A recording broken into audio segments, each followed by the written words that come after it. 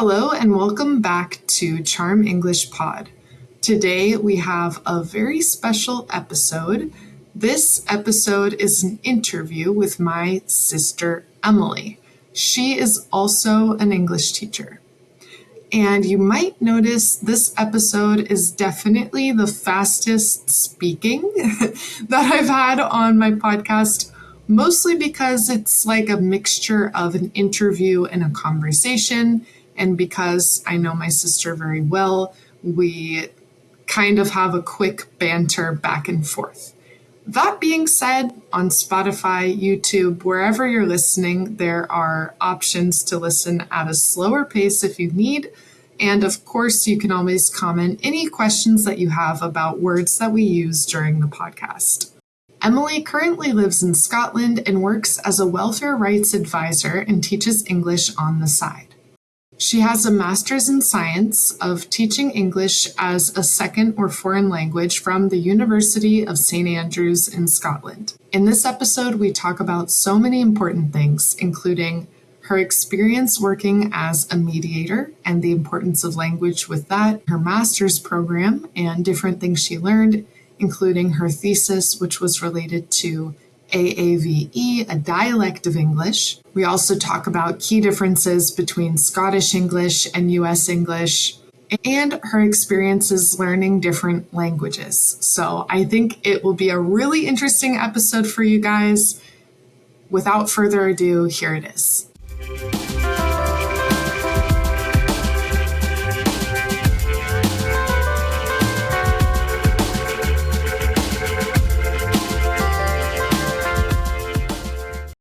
Hello and welcome back to the podcast. Today we have a very special guest who also happens to be my sister. So hi, Emily. Welcome. Hello. How are you?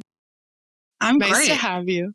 Excited to be Awesome. here. Yeah, I'm excited to have you. I thought today it would be a great opportunity to talk a little bit about your experience as a teacher and also just your thoughts about English and language learning and your personal interests as well. So I think it should be a good episode for people listening to practice a variety of vocabulary today.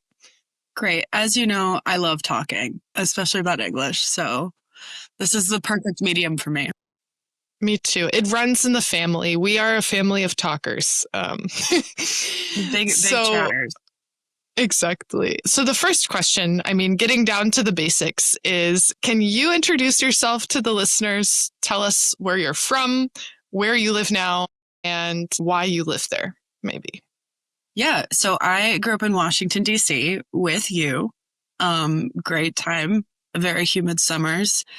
I think something in my bones was telling me that I needed to cool off. So after I graduated from college, I got into a program where they will pay for your graduate program if you mediate, if you're a professional mediator. In case you don't know what a professional mediator is, this is a person whose job is to help two or more people solve a conflict or disagreement.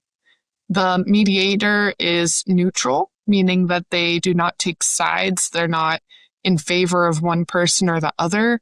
They listen to everyone carefully. They help the people talk calmly and find a solution that works for both sides.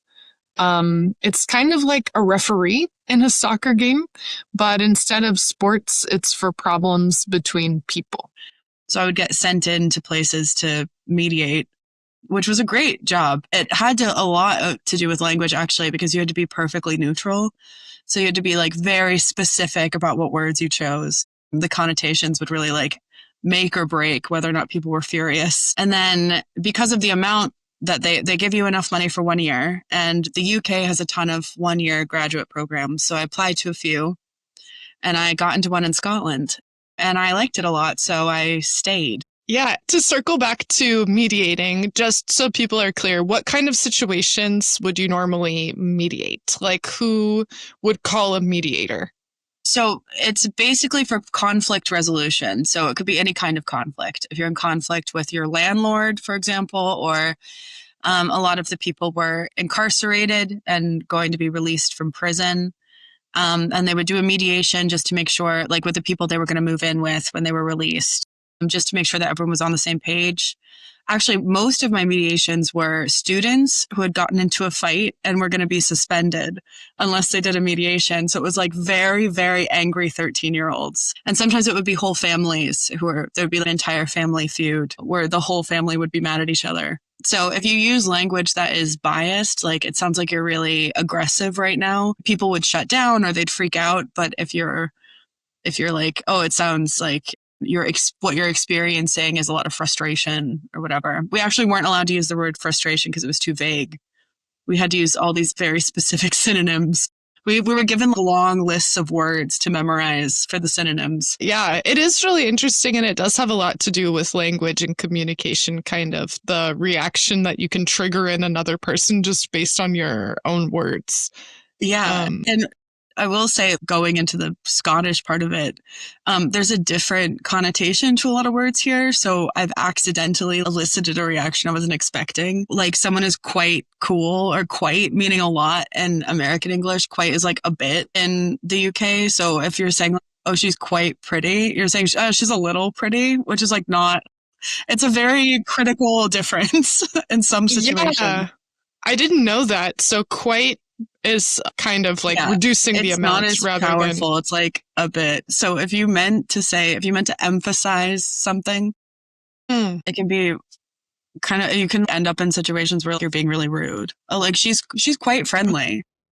She's like a little friendly. She's all right. Like you accidentally offend people. That's really interesting. Yeah. And those are the kind of things that you really don't know until you live in a place or you have a lot of interaction with the people that live there, I think. Yeah. So when you arrived to Scotland for your master's program, what was your impression? Did you have any culture shock when you first got there? Yes. Well, I got here during COVID. So I had all planned to move. I was all ready. And then I was supposed to come start September of 2020.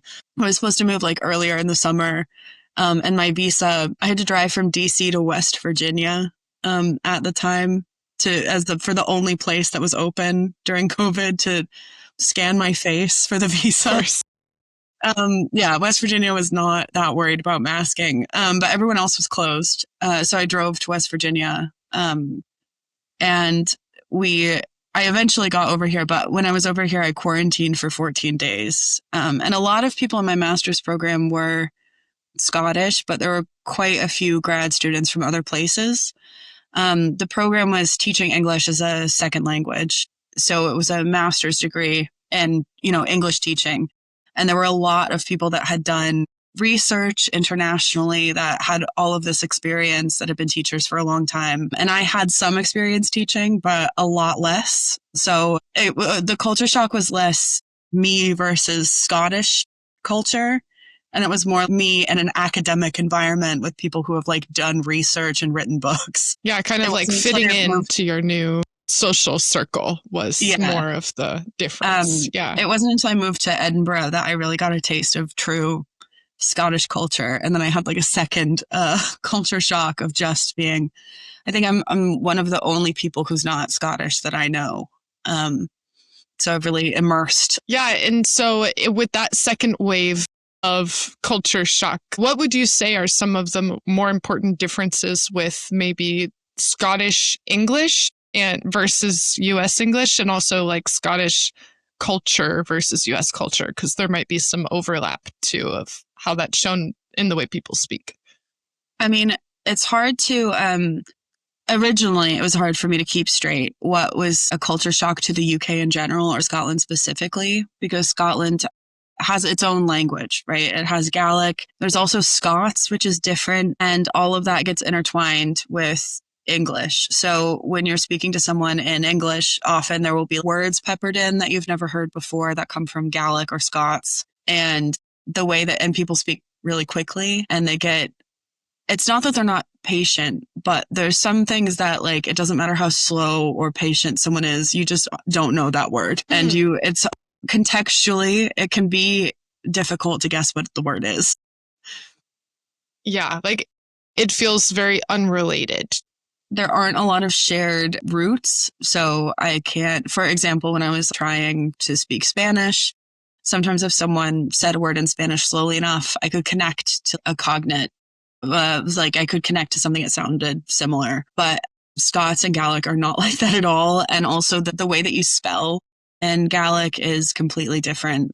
So like letters are doing things you've never heard of, and sounds are being made that your tongue has never done before. And you kind of just are along for the ride. And are these words that people kind of sprinkle in similar to how people, I don't know, like in the US, Jewish people sometimes sprinkle Yiddish words into their everyday speech? Or is it like, are there people out here speaking full sentences in Gaelic and Scots? Usually when I'm interacting with people, it's a mix, but it really depends on who you're around, where you are, and usually the age of the person you're speaking to. So I'm not around people who are using, like, I know a few Gaelic speakers, but they're not using Gaelic day to day that often. But everybody that I know that lives in Scotland uses words sprinkled in as they speak. Even my partner, who is not Scottish originally, has lived here since he was 10, doesn't speak English without Scots words in it. Yeah, it's like if you are there and part of the culture, you can't avoid but using words that are Scots. Exactly. There are also ways that Scottish people speak that are kind of, you know what word in English they're from, but it's changed. Like if somebody wants you to pass them something, they'll say gias, that, like spelled Geis. Gias. Yes. Like, give us that. I assume the origin. Yeah. That's the connection like, I have in my let's head. accept with give. Gias. Yeah, but people say that all the time. Like, gias. Okay. Yeah, I was going to ask you if you have any examples of words that are Scots or like particular to Scotland that you hear. Bairns as like a word for children gets used all the time. So like if somebody's being, I love to watch football, as we would say soccer, but here I love to go to the football. It's like a fun experience. But if somebody gets too into it and is screaming at the ref and cursing a lot and there are children around, someone will be like, the wee bairns, you're not, watch out for the wee bairns. Yeah. I love that. I love wee. It's like a diminutive, like wee bairns. Wee lassie. Yeah, exactly. There are some like British ones that aren't unique to Scotland that really shook me. This is such a dumb one, but for some reason I can't get over this. The word mimosa, like for the drink, mimosa. I feel like your listeners will know what a mimosa is. People in the UK just don't. Like most of the people I brought this up to don't know what a mimosa is because they call it a Buck's Fizz. Yeah, that's really weird to me. A Buck's Fizz. I had never heard of that. And I would like to think that I have some exposure to UK culture just through media and that sort of thing. But I had literally never heard of a Buck's Fizz before. Our mother watches so many British murder mysteries. Yeah. And it wasn't until I learned what a Buck's Fizz was that I started hearing it. And I was like, oh, maybe they are mentioning it.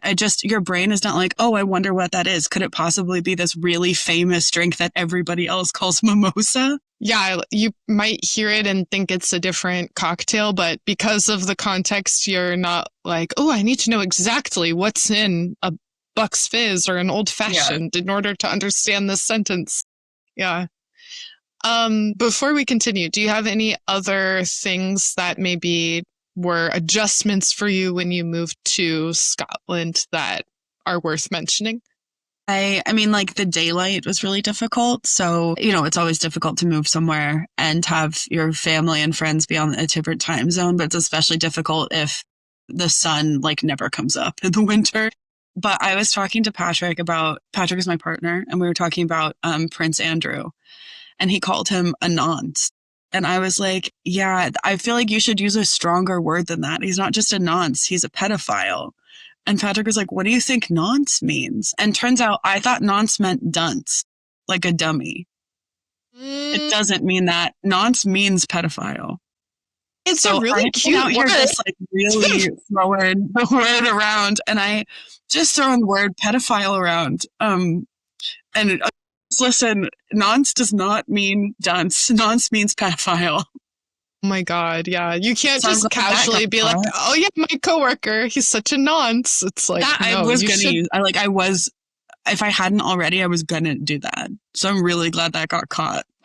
Yeah, definitely. You don't want to say things that I think that's hard because maybe that's even harder than learning a completely different language is learning a different dialect of your language. Yeah, I mean, because I think there's like an assumption that an assumption made by people if you're sharing a language that you already know what they're talking about. yeah.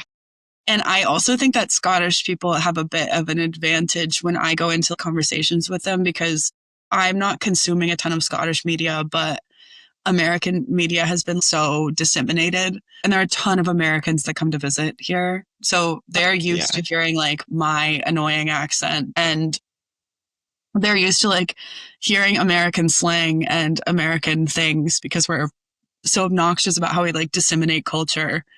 And then they will speak to me very quickly. I think that people are very, very nice here, but I can imagine that it would be like frustrating to have to slow down. Like you understand everything they're saying, but they can't understand you. It can get on me. I can like watch myself annoy people. Sometimes I just refuse to slow down. They're like catch up or nothing. And I'll just miss huge chunks of what we're talking about. Yeah, I can see that. It's interesting. I kind of think that happens in Chile or with Chileans also to an extent when Jorge and I were in Mexico. Like a lot of media comes out of Mexico and a lot of dubbing and a lot of shows that are translated into Spanish. It happens through Mexico. So people in other Latin American countries have a high exposure to Mexican slang and the way of speaking. But the reverse is not true for Chile. So, I mean, there's one show, 31 Minutes, that people watch that's Chilean. But apart from that, really, the level of exposure is very slim. So he definitely needed to neutralize his accent in order to speak to people in Mexico.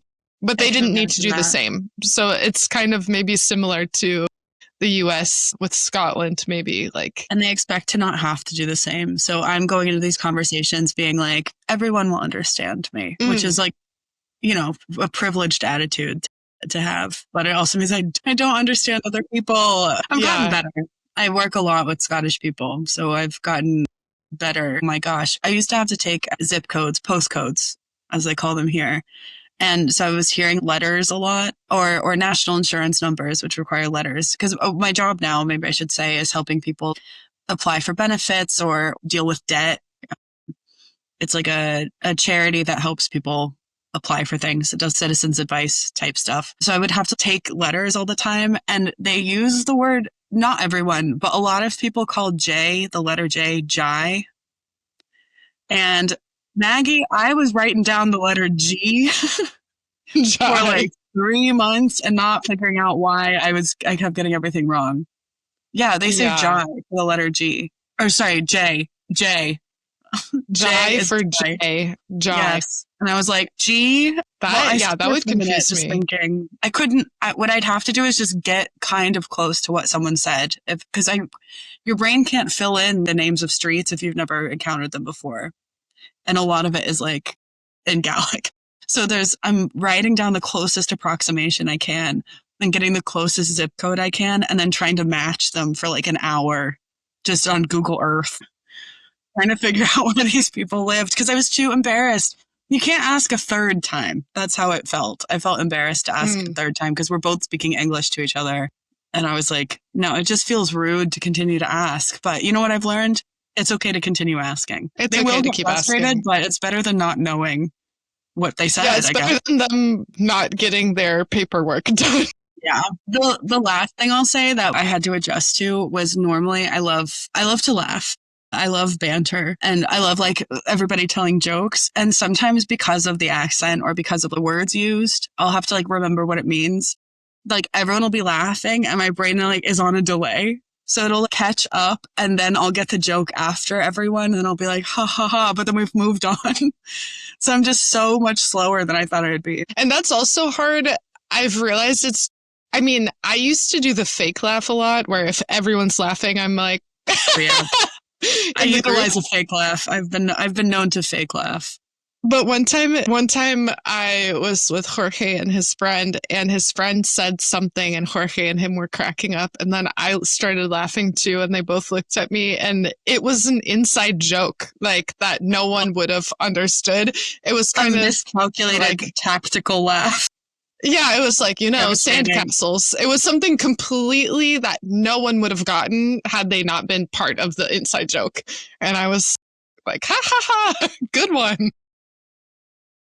Honestly, even if I understood, I would have been like, I'm in here whatever. Too.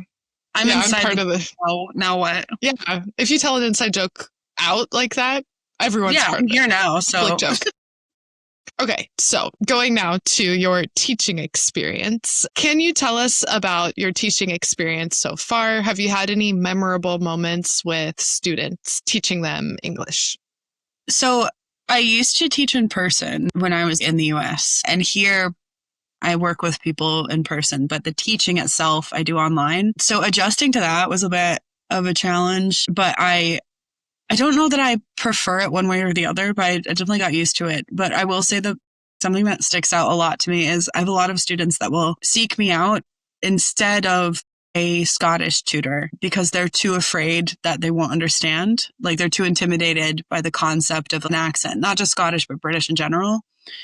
And I found that interesting because it allowed me and my students who lived in Scotland to bond about different words we've learned together, like Scottish words that both of us weren't familiar with. So instead of it just being me teaching, it was like, oh, wait, what is that word? Yeah, I also learned that today, which was fun. I haven't been able you're to like do that learning before. together. Yeah. That's interesting. I like that. And I'll get to explain something I just learned about Scottish culture. Like I just figured it out and I get to, it's more like helping each other up. And what are the typical first languages of students that you've had? Are there people from all over? Or like in my case, I've had people with different first languages, but usually more Spanish or Portuguese speakers. So usually I would say in Scotland, the most common first languages other than English are Arabic, Chinese.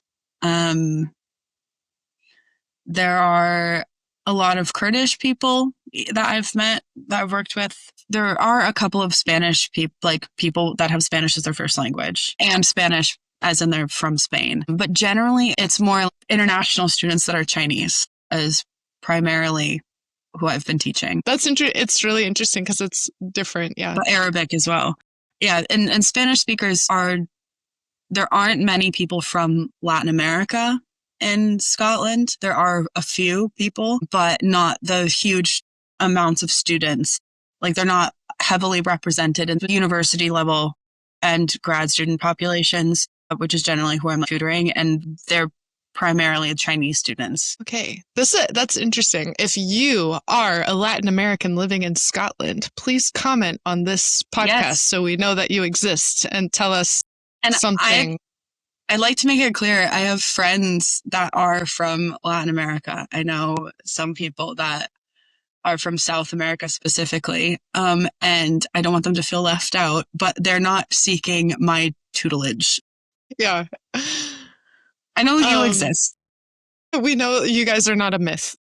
So I also wanted to know about your time in your master's program. At different points, you told me about it and kind of like the topics you were studying, and it sounded really interesting. So I wanted to know what topics to you stood out the most. And what did you kind of leave the program still thinking about? Is there anything that really informed your teaching methodology or anything like that? Well, I think that things that I was better at were not necessarily the things that I found the most interesting or like the most challenging. So there was stuff I was already experienced in, like the grammar itself, the structure of English itself, etymology, using a corpus to figure out the most important words for a student to know, or the kind of language that would be most relevant, how frequently stuff is getting used. That stuff I already found interesting. So I kind of already was using it and knew about it. The stuff that was new I was not great at and very intimidated by, but I loved learning about. So that would be like research methodology,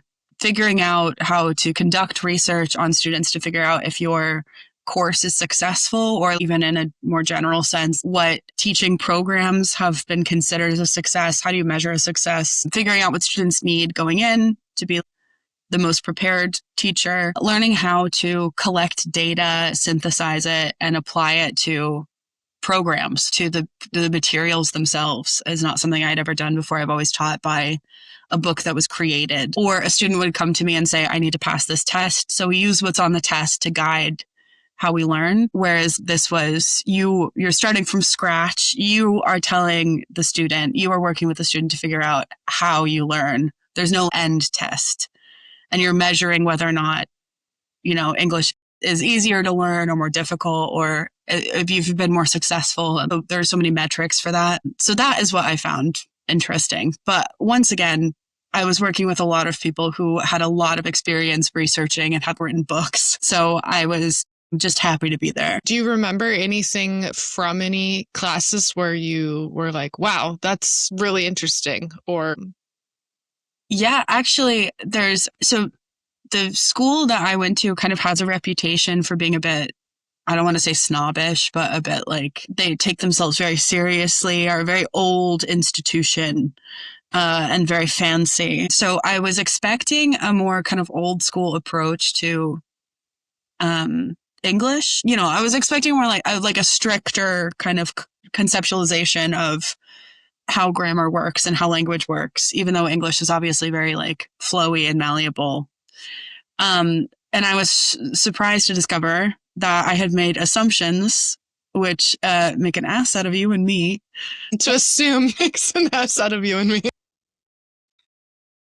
Here, when we're saying to assume makes an ass out of you and me, that's a joke based on the way that the word assume is spelled. So ASSUME. So to assume makes an ass out of you and me.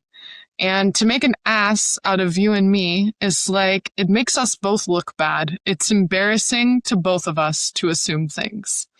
The reason we're laughing at this is also because in high school, we had an art teacher that was very toxic and would use this phrase all the time. So it's kind of also funny because of that.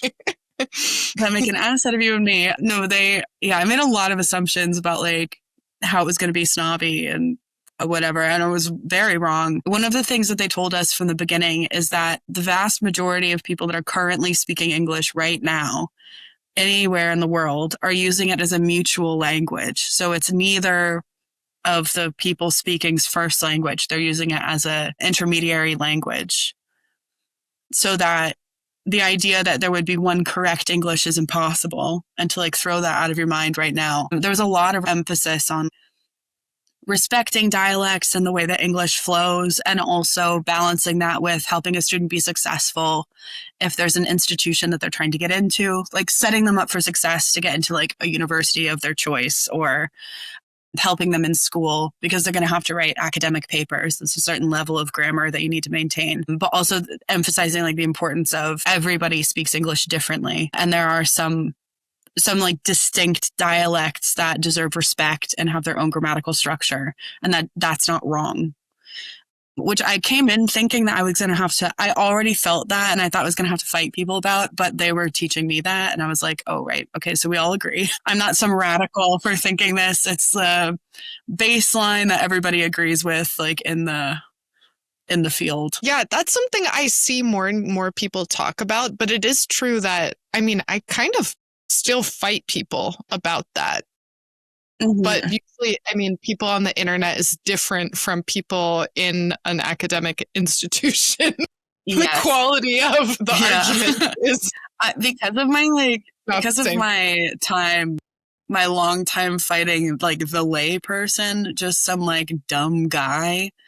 I just thought that I was some kind of revolutionary that was always ready to fight for justice for the downtrodden, because there has been a ton of linguistic injustice and prejudice based on language. So I was like ready to fight. And all of the professors were like, we have been saying this for a long time and we all agree that, like we all have been agreeing with this. And there are a bunch of books of people that have written about this before you thought of it. There's a ton of theory and research about, I think at least 40 years of research about stuff like respecting the grammatical structure of AAVE. Well, actually that research goes back a lot further, but like there's been a consensus for a long time, I think, in the field amongst academics about how critical it is to respect linguistic diversity within English. And because I, gotten some comment fights a couple times, I was not expecting to be as dumb as I was.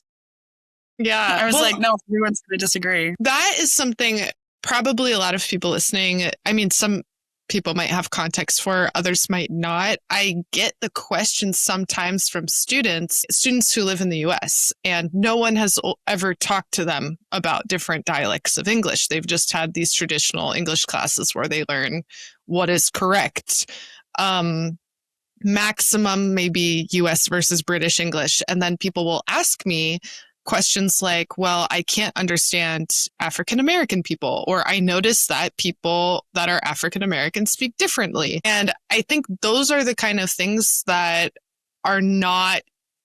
they are very studied, but not yet mainstream for students to learn about. So when you're talking about AAVE, just to be clear for everyone, that is African American Vernacular English.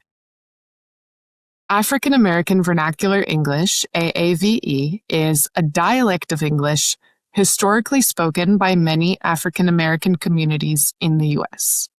Linguists treat it as a systematic, meaningful way of speaking with consistent grammar and pronunciation patterns.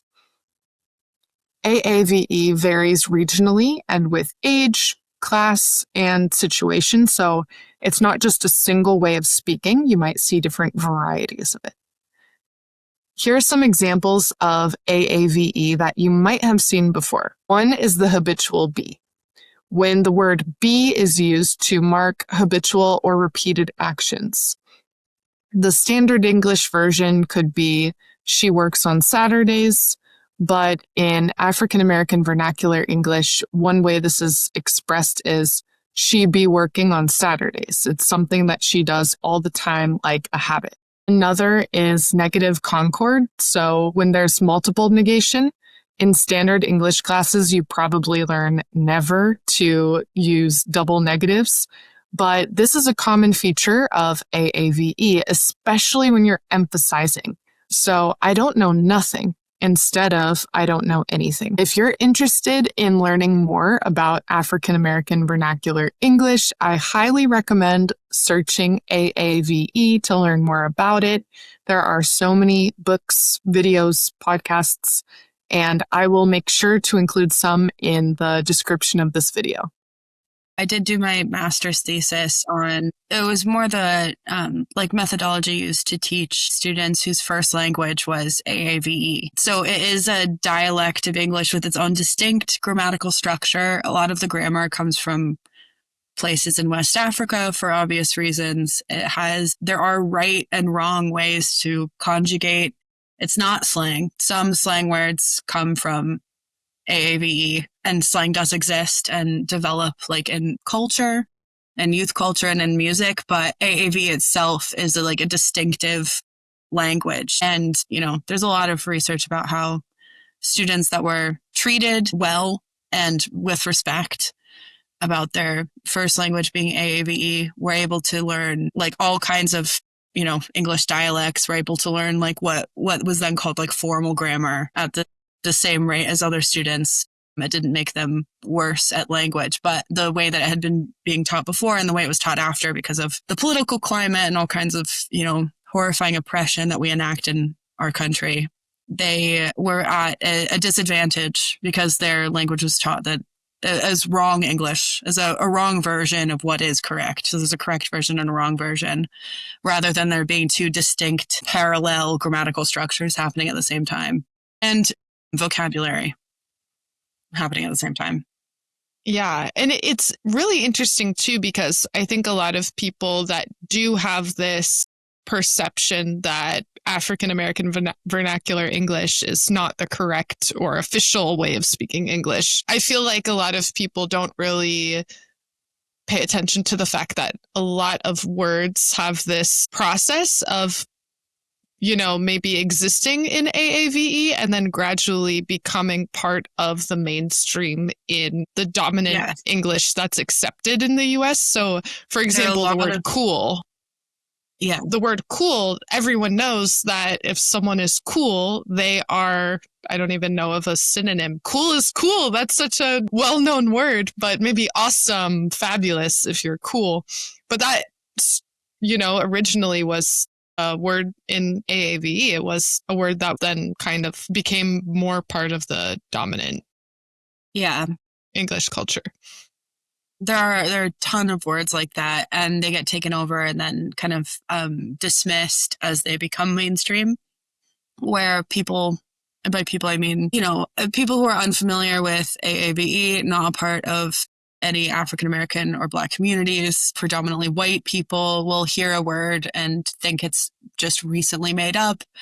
Whereas it's been around for years, it's like ingrained in culture. They'll think it's a brand new thing that got made up and that it's ridiculous and worth dismissing. Whereas really the ignorance lies with the person hearing it and doing the dismissing. Yeah. And I think I don't know, it's interesting. I imagine for an English learner, it's a lot to navigate that there are different dialects of English. Sometimes people ask me questions like, which English should I learn? Or like, should I learn US English or from a specific country?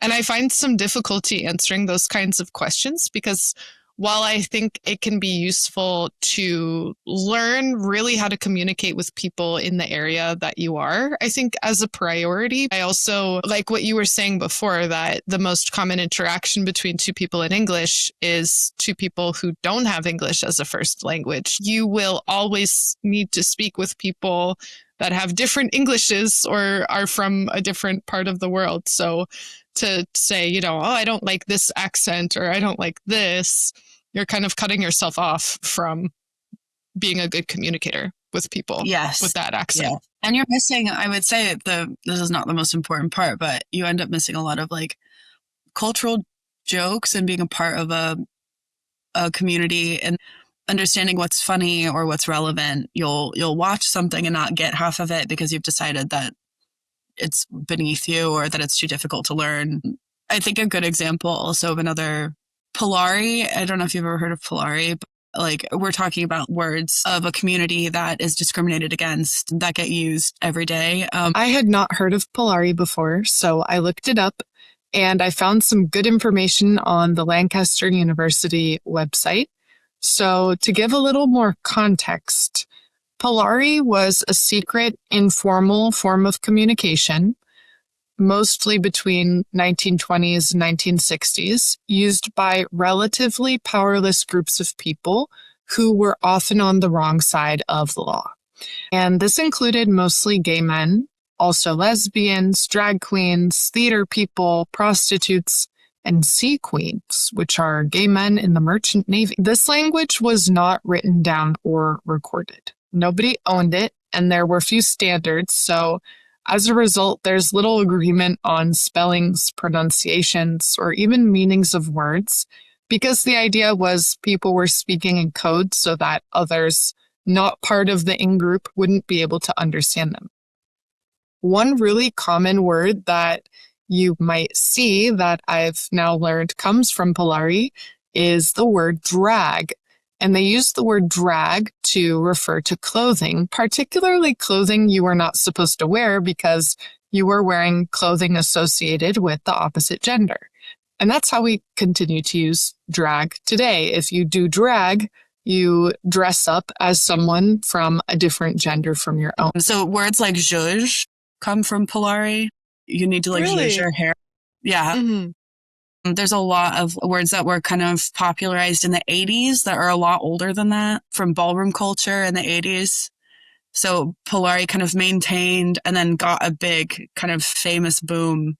But it's just another example of like a bunch of famous words coming from a source that like once it trickles into our ears, if we're not a part of that community, we're like, oh, this is a new word, but it's old and it has a lot of history and it's developed over time. Yeah. And it has a very different context for why, like, people weren't just being silly and making, I mean, sometimes people are just being silly and making Remember that book, Frindle? Yeah, Frindle. Frindle. That's when people just being silly making up a word. Yeah. If you guys haven't read the book Frindle, it's about, he names the pencil Frindle or the pen or something like that. Okay, you're saying Frindle, but it's Frindle with an I, I'm pretty sure. Frindle. Yeah, let me not embarrass myself. Let me look. Yeah, I think it's a pen. It was Frindle, like the pen was his Frindle. No, it's a Frindle. Frindle, and it's definitely a pen, not a pencil. I'm almost positive. Okay. Oh my God. I'm so sorry. Wow. Frindle pencil. Did you even read the book, Maggie? Probably like 20 years ago. No, truly.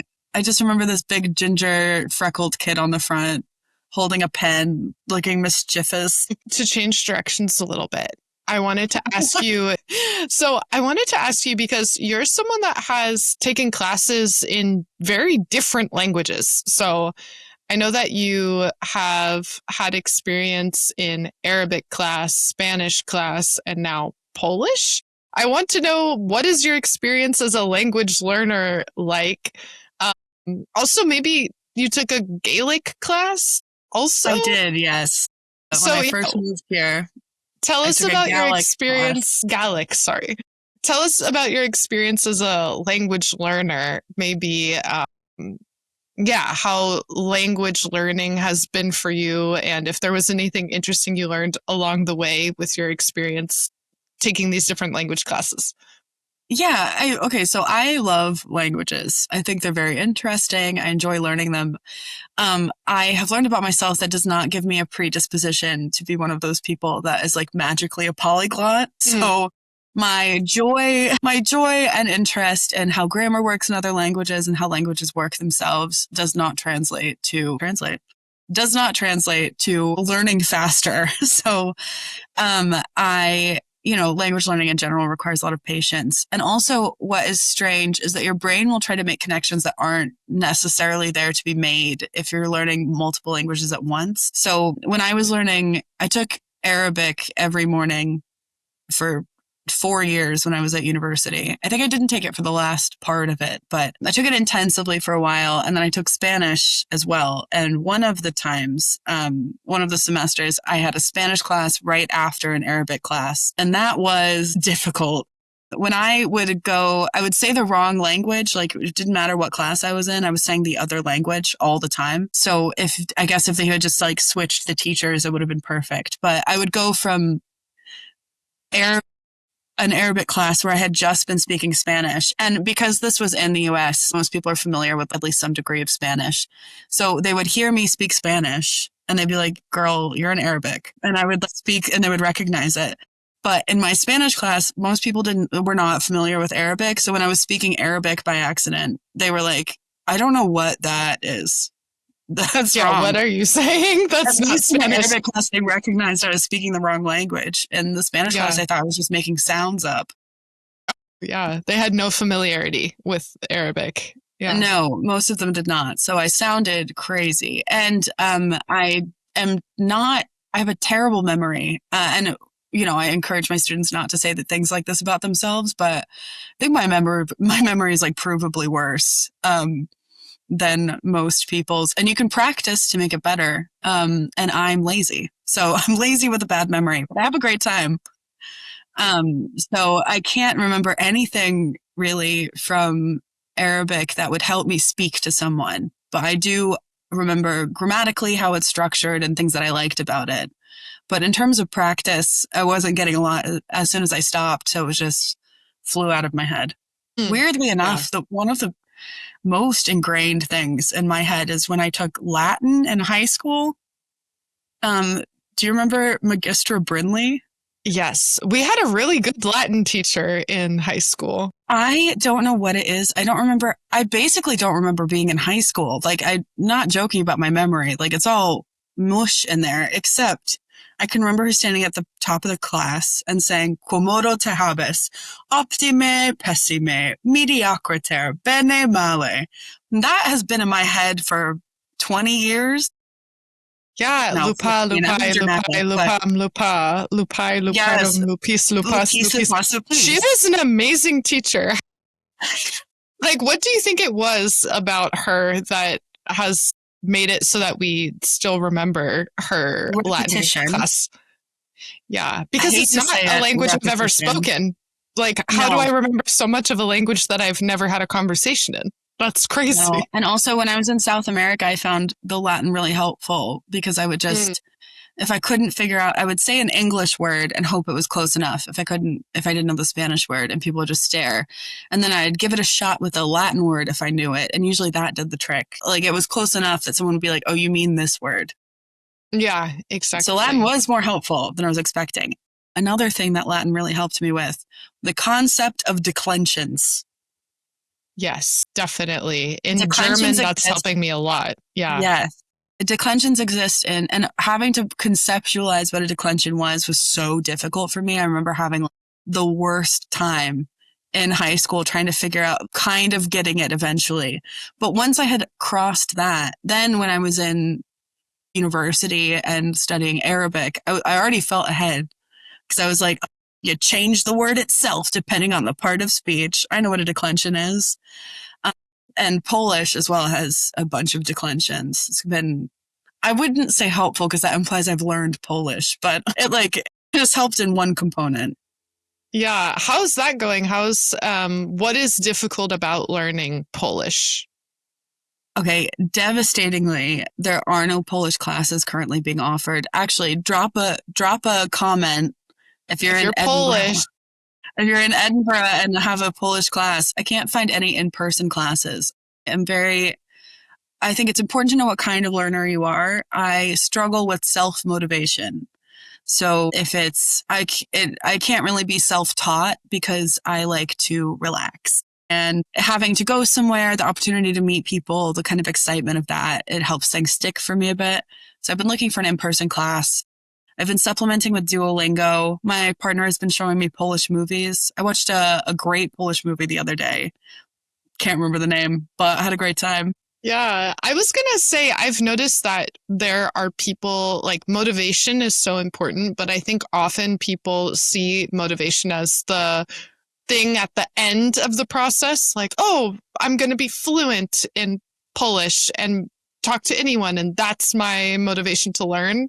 But that's not a good, soul motivation. It has to be the process itself that is motivating for you. Yes. And so I think some people are good at self-motivating, but for other people, I have students that I know for sure are never going to study. So I'm like, get a job where you have to speak in English and be forced to speak it because we both know you and you're not going to study. So force yourself. Yeah, Duolingo is a way to feel like really satisfied with yourself without actually. I mean, I've learned a few words from Duolingo, but the gamified nature of it has been really helping me think about Polish, which I think has some helpfulness to it. But yeah, I don't know if I eat an apple and the bird eats the mouse over and over again is really nailing down my Polish. I think it's helped me. Duolingo has helped me in the, but not as a sole resource. Like supplement. Right now yeah. That's why I need to find a class so that Duolingo can be the supplementary kind of thinking about Polish because somebody else is teaching me the grammar and other stuff. Yeah. So I'm looking for a class still. Patrick, my partner, has offered, but I think he did mention at one point, the problem is, obviously he's fluent in Polish, but his interest in language is a lot less than mine. I love language. I love knowing why things are the way they are. He's not particularly interested in the why or etymology. And I don't know that because obviously I went to grad school to study linguistic structures and teaching English. The vocabulary of why something grammatically is the way it is not there. So he can tell me what's right and wrong, but he's other interests which is completely fine. But I want a teacher who knows grammatically why something is the way it is. I think that's a big difference between a teacher and a conversation partner. So I think there's value to both. So a lot of the times people really need to practice speaking because they don't do it enough. Mm-hmm. It's good to find a speaking partner, but there's value to finding someone who is a teacher by profession. Yes. Because they will be able to explain things to you. Yeah. You asked me about my experience as a language learner. I do have a story from when I was trying to learn Polish, or, you know, I'm on my journey of learning Polish. I was with Patrick and his grandfather in Poland, and his grandfather taught me a phrase. Like, I wanted to go up to the bar and order 3 beers while we were out. And I was taught the phrase 3 beers, please, which is "się piwo poproszę." And I came back with 3 beers and I was so proud of myself. And then his granddad went home and we decided to like stay out a little more, like explore some more. And I kept coming back to the table with 3 beers, even though it was just me and Patrick. And he was like, "Oh, did I forget to teach you how to say 2?" You remembered it like a set phrase, like 3 beers. You did. I learned one phrase and I did not. I could have asked what 2 was, but I didn't know which word to even switch out. That's good. Just coming back with 3. To this day, I can order 3 beers. I learned it first and fast, and I can order 3 beers. And, you know, I can do multiples of 3, I guess. I can just keep going back and asking for 3 more. Or like 3 minus 1. Yeah, you don't have the words to say like subtract. They'll be like, why is she telling me riddles at the bar? So I only know this phrase. That's it. That's funny. So I wanted to ask if you have any tips for people that are trying to learn English or other languages. Is there anything that you've felt in your experience as a learner or teacher that is particularly helpful? What would you recommend? So I found it really helpful to become a teacher in my own language learning journey. Because one of the things that is like the biggest, provably, not just in my opinion, but one of the biggest barriers to language learning is the panic that sets in when your brain shuts down because you feel like unable to participate. You can't find the right word. You feel too stressed to relax and think about it. Try to like, you know, go into your mind palace or whatever.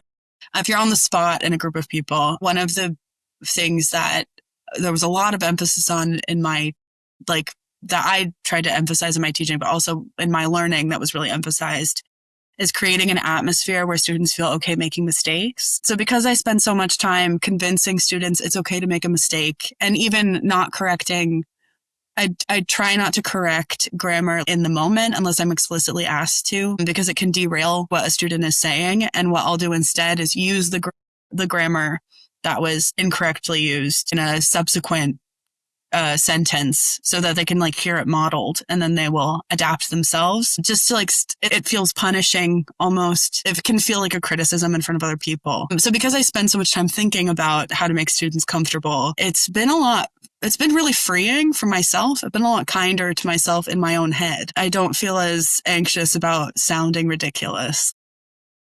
So. Yeah, it's funny how that happens. This is like not fully related, but I have been learning how to ride a bike in the street in my neighborhood, which has very steep hills.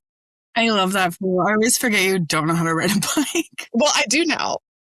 But I get so frustrated sometimes, or like I get really scared if there are a bunch of cars coming and I'm going like up this hill and I want to just get off the bike and walk. Feels like easy to get flustered. Yeah, I get flustered. And Jorge is like, what would you tell your students if they just quit whenever things got difficult? And I'm like, you're right. So sometimes your own process teaching people, you're like, I guess I have to internalize the lessons that I keep telling other people to do. Yeah. Creating a safe space in my own brain. Yeah. And also, I think feeling comfortable just finding something interesting. I would love to speak Polish I would love to speak all kinds of languages. It requires a lot of effort. And if I don't have enough time, I mean, I work a full-time job. I'm a teacher as on the side. we're doing stuff. So if it's okay to be too tired to do stuff. It just, you have to have a realistic goal. And sometimes my goal isn't fluency. Sometimes it's a little bit to ease conversations a little, or to show that I've put in effort, to show respect to my partner's family, At one point, if I have the time, or if it becomes a goal to be fluent, I'll change around my schedule and what I'm doing. And that's okay. It's not a crime to not have fluency as a goal and to still enjoy learning. Yeah. And I also think you can always come back to it. I've had different moments where my motivation was lower, or my ability to study or practice was lower. And then don't punish yourself like, well, now I'm terrible. No, you literally just lack practice. Yeah. Go back and practice later when you have more energy. I also, what I found to be really helpful is if mistakes are funny, like to make a horrifying language learning mistake that is hilarious. When I lived in Paraguay for a year, I had a great time, and I tried to learn some Guarani while I was there. I think I've told you this story before, but I have a tattoo that's on my back and cut if not appropriate. I don't know what words we're allowed to say on this podcast, but I have a tattoo on my back, and I didn't know the word for tattoo in Spanish or in Guarani. So someone could see the tattoo through the shirt and asked me what it was. We were in a big group of people. And I said, oh, that's in Spanish. And then I said, did what I always do, which is say a word in English and hope it's close enough. So I said tattoo, which means vagina in Guarani. No. And everyone laughed for a really long time. And I had to wait for people to catch their breath to ask why they were laughing, because I knew it was at me and it was something I said. And so I could guess that I had said something crazy, but I had to wait for them to all to breathe because they were laughing so hard. Because I just said really loudly, I have a vagina on my back in front of a large group of people. That's good. Yeah. You have to be careful in Latin America. That means vagina. I was going to say, you have to be really careful in Latin America because at least in Chile, everything means vagina. So. My goodness. I also I accidentally was calling myself horny. I was accidentally calling myself pregnant. I just truly was not. The cognates were false, let me tell you. Not. Yeah. You have to, but it makes for such a good bonding experience. Everyone laughing at you, I think you could. I think if you were to describe it, it sounds horrifying, right? Everyone was laughing at me. But I was like, oh, everyone's having a good time around me because of something I said. Mm-hmm. We're all learning together. This is funny. Cultural exchange. People tend to be kind to you if you're trying. Yeah. So, and I would say if you put on my back, it was all right. Yeah. And if you put yourself in the other person's shoes, no one's like, now I hate Emily because she said she has a vagina on her back. It's like, who cares? The word in English actually means vagina in Guarani. So get rid She's of the Emily. worst. You said you had two. What was your other anecdote? It was just that I accidentally told everyone I was pregnant for a while because I kept saying estoy embarazada because I thought it meant embarrassed. And I would be like, what I would say is my Spanish is so bad, I'm pregnant. And my host family, I think if you have a knowledge of English, you can guess where I went wrong. Yeah. But my host family didn't. And so all they were hearing is I'm pregnant. I'm pregnant. I'm pregnant. And it wasn't it wasn't for a while. They thought I got a weird reaction. And generally, I think if you're trying to learn a new language and people are not reacting the way you expect, you can pick up that you've gone awry. You can kind of sense that you've made a mistake and you try to figure out what it is. But I couldn't figure out where I'd gone wrong. For days, they thought I was pregnant. Yeah, that's also a good point that when you're talking to someone that has knowledge of your native language, it's pretty different from when they don't, because they know what you're trying to say. I think it makes it a little bit easier. Also, sorry, this is a little bit of Scottish culture for you. As the sun sets, I'm getting darker and darker, like shrouded. If I need to turn on a light, let me know. But I'm slowly becoming like shrouded in darkness. The camera's becoming more and more strained, trying to pick up my face. It's like, where is she? Yeah, I'm starting to set sooner now, which is devastating. Yeah, opposite. Yeah, now here it's sunny until late, so I'm like enjoying I love that for you. Yeah, I did enjoy it over the summer when it was happening, and the days, because it has to go from the longest day ever to the shortest day ever, the days change noticeably between them. Like week to week, you notice it because it's so dramatic. It has such a long way to go. Yeah. No, that's crazy because it's very extreme, the difference. Yes. All the way. And I don't know that I'm ready for it yet, but we're going to enjoy fall. We're going to live in the moment. It's coming. We're going to enjoy autumn while it's here. And then when winter comes, we'll buckle up, I guess. I'm going to ask you some rapid fire questions, okay? So, first thing that comes to mind, if you could eliminate one English grammar topic forever, which would it be? Can I say more than one word? Or does it have to, is rapid fire just like one word? No, just like quick response. Yeah. Okay. I would get rid of anything that there's strict grammar rules about, but don't actually change the meaning of what someone's saying, like prepositional phrases. Like if I understand someone, let's get rid of the fact that there's very specific words you have to use with other words. Yeah, like depend on or depend of, for example. Right. Like I know what the person... I know we're talking about depend. So, like, why does it have to be one? Yeah. Like, why the collocation? Things that you have to, who cares? Yeah, and also things that you have to, like, memorize that don't necessarily, like, change the meaning. Yeah. Okay. I like that. Coffee or tea? Coffee makes me insane. It makes me feel like the world is ending. Very sensitive to caffeine. I love that. I feel like the world is ending when I don't drink coffee. So. Oh, great. I love that for us. You can have all the coffee and I'll have the tea. Perfect. One word to describe your teaching style. Collaborative. Nice. I love that. Okay, wait, sorry. If you could live in any fictional world for a week, which would it be? Okay, so maybe this is recency bias just because I was just reading these books, but Richard Osment wrote these Thursday Murder Club books where it's a little group of octogenarians, a little group of old people that solve crimes together, and they all seem like really good friends. And also their little estate that they live on, the little old person home, seems really beautiful. And they spend a lot of time just eating each other's food and gossiping, and it just feels really idyllic. So it's definitely recency bias, but I would love to hang out with the old biddies and solve crimes with them. Yeah, no, same. That sounds like the ideal life, I think. Yeah. Best movie and or book that you've seen or watched recently that you recommend? Best movie and or book. So I've been watching a lot of the classics with Patrick because we both realized we have a gaping hole in our like movie knowledge. So I've been watching things like The Godfather and Goodfellas. And what I've realized is that a lot of movies that people say are great all have to do with the mob, which like I don't really care about.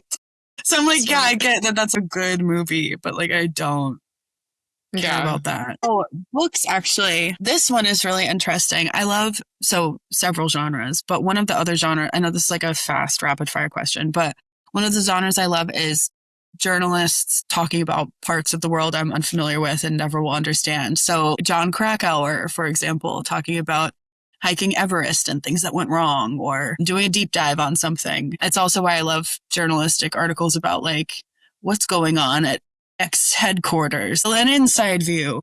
But I've read Outlaw Ocean. Well, I read it a long time ago and then went back to it, but it's a collection of articles about the law of the ocean. So just he's on a Greenpeace boat in one of them where they're doing crimes to another boat, but it's a special kind of nautical crime. So they're sabotaging, I think it's some kind of whaling vessel.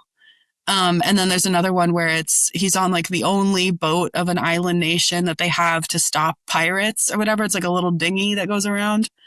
So it's just how people enforce law in the ocean, what law is, why it's so complicated, nautically, how you measure other people's like boundaries of law. Like just the legal component about how the ocean that I've always felt was lawless. I thought it was interesting. Anyway, sorry, rapid fire question.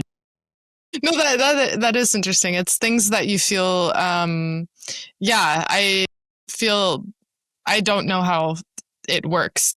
And I think it's interesting to read a book where you kind of go into explicitly how components it works. of cultural or the culture or the world where somebody's like reporting back, and you have to trust their reporting because you can tell when someone has a bias that you don't like if somebody is being culturally insensitive. These rapid fires better keep coming. Look at me. Okay, favorite English word or phrase. Oh, I can tell you a word or phrase that people loved when I moved to Scotland that they had never heard of. I was working at as like in a bar. I was working as a cocktail waitress, and my feet were killing me. And I was like, "Oh, my puppies are barking," to describe my feet hurting. And everyone that I worked with was Scottish, and they were like, "What?" And I was like, "My puppies are barking. Like they're yapping. My dogs are yapping." And then they kind of like went with it. So the entire rest of the time I worked there, they'd be like, "Oh, my cats are yowling," or whatever. Like it is a phrase. My dogs are barking to describe your feet hurting, but they thought I just made it up. It was like over a year later when one of my friends heard it on a TV show, and he was like, "Oh, it's real." I love my puppies are barking. Anything visceral, anything that really conjures up what you mean, even if it's silly. Definitely. I love people always say like, "It's raining cats and dogs." And I'm like, no one says that, except I also kind of love it. Yes. Yeah. I love a crazy idiom. Yeah. Okay. If you could instantly become fluent in another language, which would it be? Okay, for sure, Polish. Polish is so difficult, and it feels very daunting to want to learn it. I would love to be fluent in Polish, just because, like, to me personally, it would be helpful. Yeah. And the last question, a song or movie that always makes you happy? A Muppets Christmas Carol. Aw, same. We used to watch that. That's like a family movie. I know the audience knows we're siblings, but just as an announcement, we used to watch that all the time. All the time. Very sweet. I loved it. Also, the music's still good. It still holds up. Watch it all the time. Last time we were together, we watched it. Great. Yeah. Great movie. It aged well. Yeah. 10 out of 10 recommend. It aged with grace. Love it. Recommendations from today, A Muppets Christmas Carol and Frindle. I'm just kidding. Yes. We're keeping things fresh. We're keeping things modern. Very modern. Very adult. Nothing this decade. Nothing getting recommended this decade. I think everything that's good from this decade has already been recommended, guys. Everyone's like, watch The Office. I'm like, no, watch A Muppet Christmas Carol. Watch A Muppet's Christmas Carol. If you want to know about Scottish culture, I can give a recommendation. There is a comedy that some of it did not hold up that well, and they've had to get rid of some episodes on the BBC because of, those episodes that don't age well. Yeah. So keep that in mind for this recommendation. But there's a show called Still Game. And if you can find it with subtitles, you can see what I mean about like Scots being dropped into, it's about like a kind of group of friends who are all really old and sit around and drink beer. I love that. That sounds like a good vibe for a show. I think old people drinking beer. Scottish people love it. It's very Scottish. And also it's a very early 2000s. So watch out for what all that entails. Yeah, things have changed a lot in the past 20 years. So thank you so much for joining me, Emily. And it was great to have you on the podcast for sharing about your experience as a teacher and language learner. I am happy also to let everyone know that Emily will be having coaching hours on the Charm English CL website. So if you have a test coming up, a job interview, or any other, maybe you want Scottish English slang, any other reason that you want an individual English class, Emily now has hours on my website. feel free to reach out at charmenglish.cl if you have any questions or would like to book a class with either of us. Do you have any closing remarks, advice, or things to say? No, I'm just very excited to be on. I know I've been trying to do this for a while. I'd be happy to work with anybody that needs any help. I have done some classes before for Charm English, and it's always been such a good time. We've had so much fun. Shout out to my students. You know who you are. We had a blast. So I'm very, very happy to meet anybody who needs any help. Yeah, awesome. So have a good rest of your day. And I don't know what else to say. I promise, if anyone signs up for classes, I promise I will turn on a light. So you will be able to see me. I won't be shrouded in mystery. I should have turned on a light halfway through, but then it sneaks up on you. You know what I mean? Yeah. I was so well lit earlier. I think it added to the ambiance. Shrouded in darkness. You will see me shrouded in darkness, and that is a promise. Yeah. So you can let us know if you want. If you want a dark mode class, let us know and we can make it work. Yeah, perfect. I'm dark mode class. Dark mode class. Yeah, if you don't want the bright, well lit screen of Maggie to hurt your eyes, switch over to me and save your eyes in the dark.